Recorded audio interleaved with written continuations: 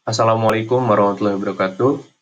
Kami dari kelompok 8, tugas besar mata kuliah keamanan data dan blockchain, akan menjelaskan materi tentang Secure Real-Time Transport Protocol.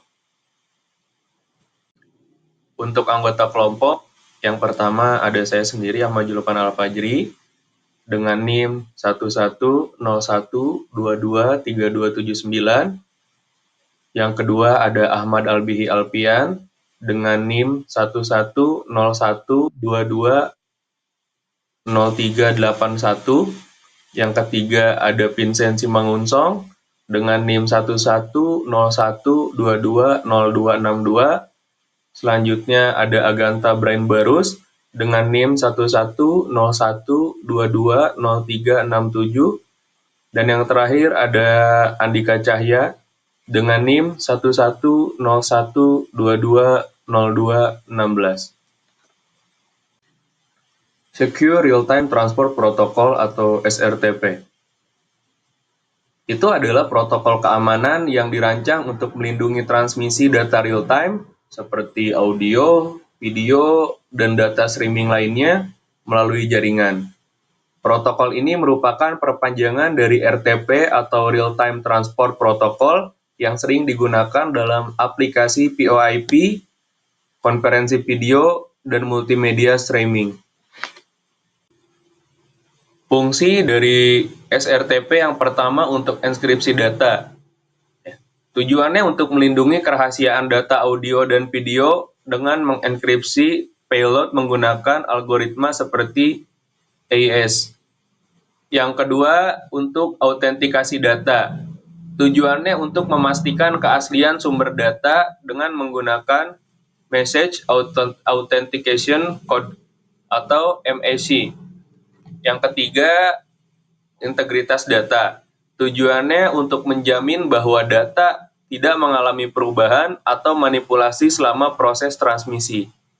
Dan yang keempat, untuk opsionalitas keamanan. Tujuannya memungkinkan konfigurasi untuk memilih komponen keamanan seperti enkripsi atau autentikasi berdasarkan kebutuhan aplikasi. Mekanisme kerja SRTP. Secure Real-Time Transport Protocol bekerja dengan mengenkripsi data komunikasi real-time seperti suara dan video dalam paket RTP untuk menjaga kerahasiaan informasi selama transmisi menggunakan algoritma enkripsi seperti AES. Setelah data sampai ke penerimanya, paket akan divalidasi dengan memeriksa MAC dan enkripsi menggunakan kunci yang sesuai untuk mengembalikan data asli. SRTP dirancang untuk bekerja dengan latensi rendah, menjaga kualitas komunikasi tanpa mengorbankan performa, menjadikannya ideal untuk aplikasi seperti VoIP dan video conferencing. Dengan mekanisme ini, SRTP melindungi komunikasi dari ancaman penyadapan, manipulasi, dan replay attack sambil tetap mempertahankan efisiensi dan kualitas komunikasi. Baik, selanjutnya ada Asteris, di mana Asteris dalam konteks keamanan data merujuk pada sistem komunikasi open source yang dilengkapi dengan fitur-fitur keamanan untuk melindungi data dan komunikasi yang terjadi melalui jaringan telekomunikasi.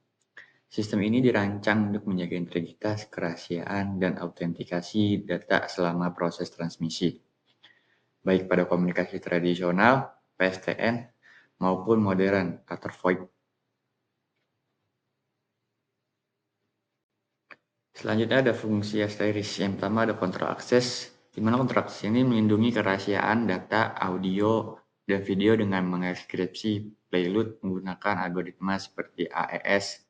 Yang kedua, pembaruan keamanan. Secara rutin merilis pembaruan untuk memperbaiki kerentanan keamanan yang ditemukan dalam sistem Asteris. Yang ketiga, deteksi dan pencegahan serangan. Menggunakan modul atau integrasi dengan alat pihak ketiga untuk mendeteksi dan memblokir aktivitas mencurigakan. Dan yang terakhir, firewall dan IP whitelisting mengintegrasi kontrol IP untuk membatasi akses ke sistem. Selanjutnya ada mekanisme kerja Asteris, di mana Asteris ini bekerja sebagai platform open source untuk membangun sistem komunikasi suara dan video seperti PBX, Private Brand Exchange, dan VoIP, Voice over IP, dengan memanfaatkan berbagai protokol komunikasi seperti SIP dan eh, EIX. Proses kerjanya dimulai dengan menerima panggilan masuk atau permintaan komunikasi melalui jaringan IP yang kemudian dialihkan ke server Asteris. Server Asteris memproses sinyal, menentukan rute panggilan, dan mengolah sisi komunikasi antara pihak-pihak yang terlibat. Akhirnya juga memungkinkan integrasi dengan berbagai layanan seperti voicemail, EVR, dan konferensi suara atau video. Selain itu, Asteris mendukung pengaturan fitur keamanan seperti inskripsi dengan TLS dan SRAT untuk melindungi komunikasi dari ancaman. Selanjutnya adalah risiko keamanan SRTP. Yang pertama ada serangan man in the middle. Jika protokol pengelolaan kunci seperti DLTS atau SDS tidak diimplementasikan dengan benar, penyerang masih dapat menginterupsi kunci enkripsi saat pertukaran, memungkinkan serangan man in the middle untuk menyadap dan memanipulasi data. Yang kedua ada kerentanan pada implementasi jika implementasinya tidak lengkap atau tidak terkonfigurasi dengan benar.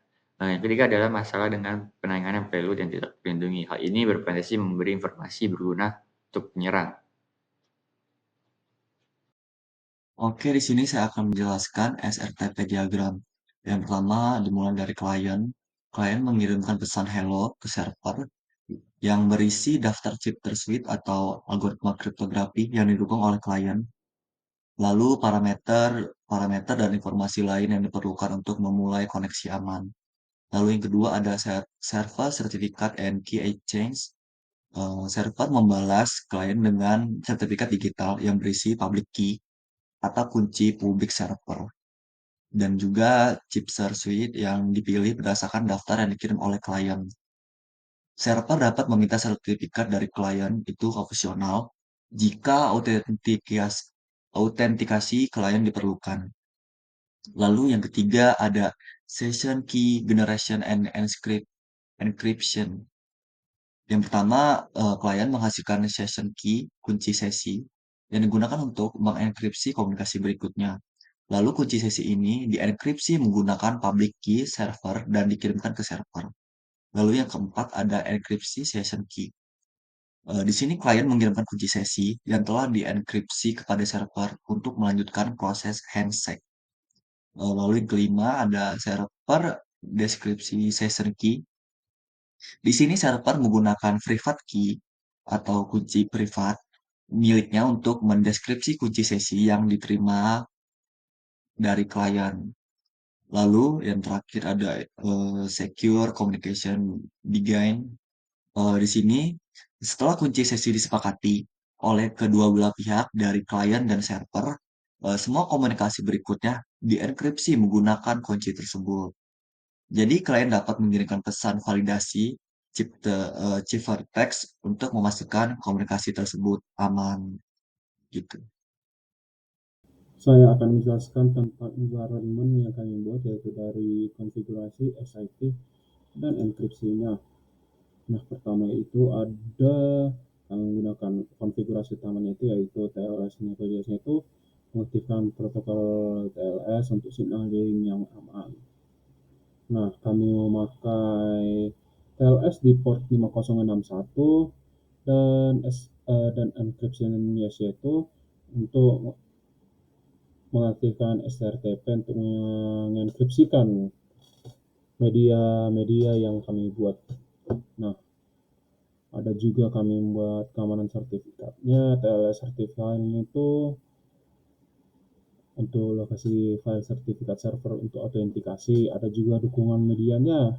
Video untuk mendukung panggilan video itu video support dan mengaktifkan pencarian DNS untuk server SIP-nya. Nah, ada juga kami buat untuk pengaturan pengguna SIP-nya dengan kode 2002 yang dengan username Andika dengan password di KJR 123 dengan protokol TLS-nya. Hostnya itu dinamik, lalu ada pengguna IP yang kedua yaitu dengan nomor 2003 itu sama dengan yang 2002 tapi dengan username yang berbeda yaitu username dengan nama username itu nama Vincent dan passwordnya Vincent 123. Nah, masuk ke konfigurasi extensionsnya, menghubungkan ke IP yang 2002 yang berlangsung selama 10 detik dan ke 2003 yang berlangsung selama 10 detik. Masuk ke tanggapan Wireshark-nya itu sendiri, dari gambar itu terdapat nomor paket, waktu, sumber, tujuan, protokol dan panjang informasinya. Semua paketnya itu tampilkan memakai protokol SRTP. Nah, di bawahnya sendiri terdapat internet kedua. Internetnya internet protokol versionnya dan UDP-nya. Nah, di sebelah kanannya itu ada panggilan aktif dengan nomor 2002.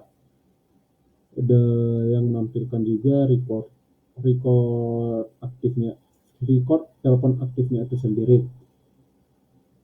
Nah, gambar itu menunjukkan bagaimana WireShark kami dapat digunakan untuk menganalisis pakai data dalam jaringan, yaitu ya yang dalam kasus ini yang kami pakai untuk panggilan VoIP dengan protokol SRTP untuk keamanannya. Kami menggunakan aplikasi Micro SIP, sebuah aplikasi telepon FIP yang digunakan untuk komunikasi suara atau video melalui internet. Dalam gambar terlihat notifikasi panggilan dari pengguna dengan nomor 2003 menuju nomor 2002 dengan server yang menggunakan asterik PBX pada alamat 192.168.18.199. Pengguna memiliki opsi untuk menjawab panggilan dengan tombol Answer atau menolak dengan tombol Decline. Kesimpulan, SRTP adalah protokol yang dirancang untuk mengamankan komunikasi real-time, seperti panggilan suara dan video, yang menggunakan RTP atau Real-Time Transport Protocol. Dengan mengimplementasikan enkripsi, identifikasi, dan proteksi terhadap replay attack, SRTP memastikan kerahasiaan, integritas, dan keaslian data yang dikirim melalui jaringan. Protokol ini sangat penting untuk aplikasi komunikasi sensitif seperti FIP, video conferencing, dan layanan lainnya dengan memerlukan transmisi media secara langsung. Secara keseluruhan, SRTP adalah solusi yang efektif untuk melindungi komunikasi real-time, tetapi memerlukan perhatian khusus pada aspek pengolahan kunci dan konfigurasi yang aman. Itu saja yang dapat kami sampaikan. Kami mohon maaf jika terdapat salah kata dalam presentasi kami ini. Kami akhiri. Wassalamualaikum warahmatullahi wabarakatuh.